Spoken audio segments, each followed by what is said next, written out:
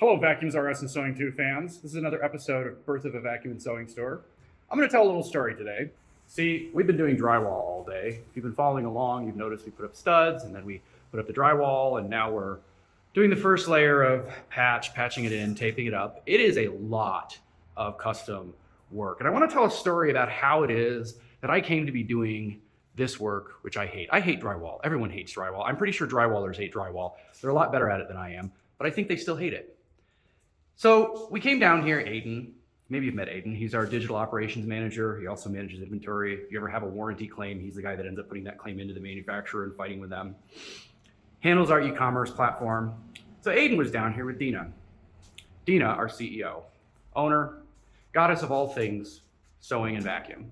And we were looking at this, and at the time, if you followed along, this area was a bunch of offices. And we said, well, we need to turn these offices into showroom space, because we have a big old showroom here in Fort Collins for all the vacuum cleaners and all the sewing machines.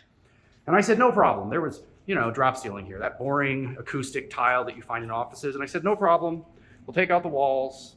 We'll even out the drop ceiling. We'll make a little transition. And Aidan said, man, why don't you just rip it out, tear the drop ceiling out, and do the exposed beams like in the rest of the room. It's so cool. It's very rustic. It's an older building. It has a lot of character. It will look great. And then the whole showroom will have this great ceiling. And I said, I guess that's possible. And Dina said, what a great idea. And here we are today. 1 week in, redoing the ceiling. As you've noticed, a lot of the work we've been doing has been up here, up top. Because when you have drop ceiling and you take drop ceiling out, there are 1,000 sins hidden by that drop ceiling that have to be rectified.